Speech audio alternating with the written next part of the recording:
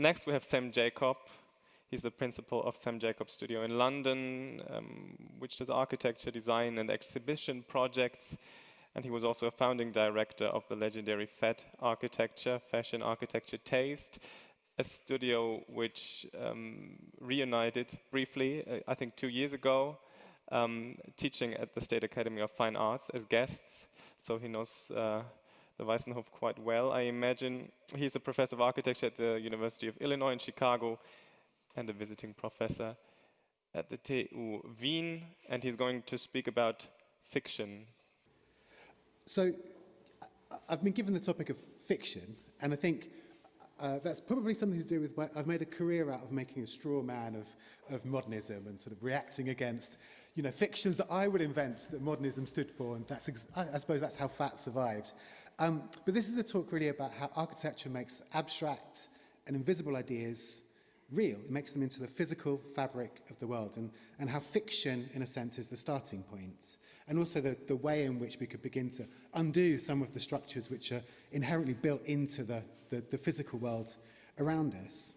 So it's something to do with the hyperfictional and the super-real perhaps being much more similar than we would normally imagine, or that architecture itself is a form of docudrama, that it's somehow a weird merging of these two, let's say, usually thought of as distinct kind of entities. Documentary, reality, drama, fiction. I thought this was going to be all about the Weissenhof, so I'm kind of happy to be able to show some slides which we haven't seen, just down the road. Familiar view, nevertheless, of arrangement of objects on the brow of a hill, objects that embody ideas, arranged like little pieces on a mantelpiece, that were designed to be viewed, that were part of an exhibition, in a kind of weird double, that it's both real and a kind of model at the same time. A plan is a little bit like a still life, and perhaps its original intention, but certainly its role now as a kind of UNESCO heritage site, a significant site of modernism.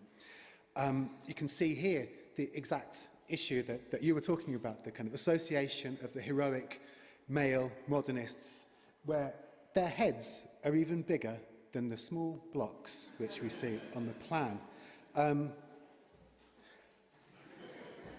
So, of course, it has something in common with this, which was started in 1927, the year that the Weissenhof was kind of finished, I guess. So maybe there was something in the air. Maybe these are both aspects of modernism: 4 faces as objects, 4 personalities, all under one ideology, rendered in one material, 4 ideas made visible through the reorganization of material and space. You can see here orientation of modernity to be shown off as a kind of model. And we can see here in this aerial view of Mount Rushmore, maybe the crown of a presidential head, but you can also see the spoil, the chipping away of the mountain, just left as a kind of terrain below it. This is the evidence of the earth being shaped into an image of an ideology. You could say a way of taking an abstract idea, let's say American, kind of an idea of American democracy, idea of America itself, abstract idea made into the most real thing you could possibly imagine, something you can't argue with. You can't argue with a mountain. So perhaps this is why that's, the sort of underlying idea of the project. But it's also true of, let's say, all architectural projects, the manifestation of ideas into material forms, things you can stub your toe on, bang your head into, things which you cannot argue with. A wall is not a thing you can argue with. It becomes a fact in the world, something that we then have to negotiate.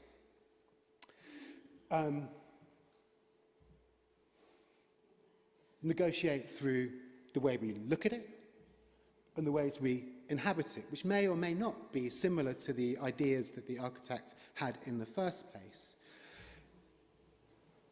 Frames for the life that we then lead.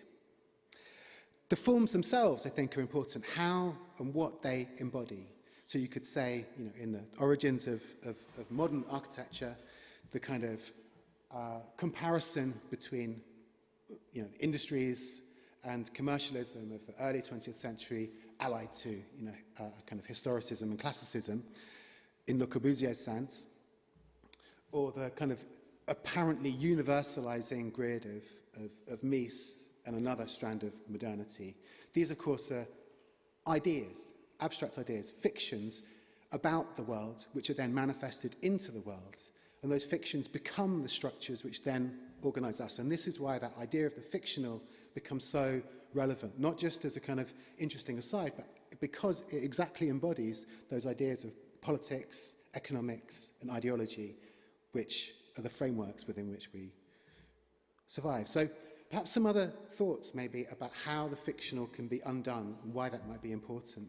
To think of how fictions in theatre might work, so the script, the narrative, the stage direction, perhaps the most famous one, exit pursued by a bear from A Winter's Tale.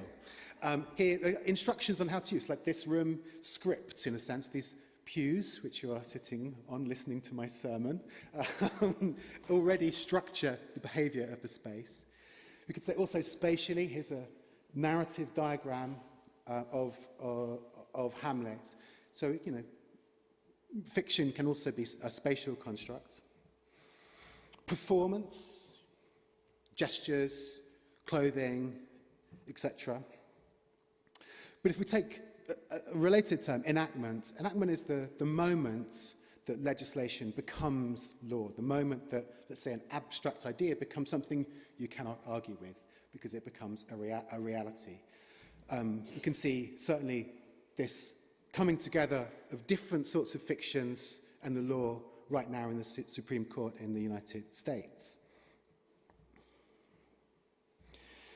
And we could think too of how architecture absorbs its own narratives, the Vitruvian myth of the column, for example, where the story about the origin of architecture kind of becomes replayed into the fact of architecture.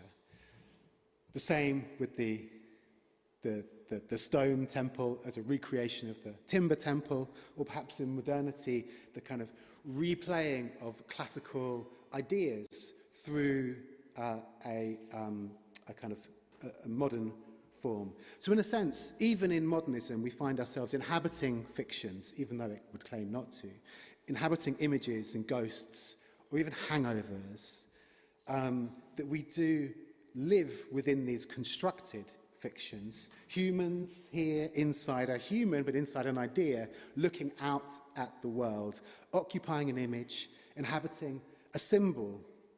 So this might be the duckiest of ducks, if you were to think of it in Venturian or Scott Brownian terms.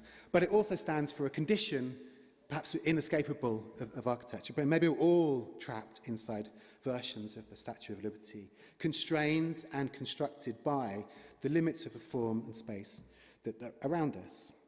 Looking out onto the world from within those forms that may or may not declare themselves as symbolic, but always determine the possibilities of life that happens within them. Maybe we're also always inside a form of representation, always inside a fiction, always inside a model that is a proposition about how we might be able to live.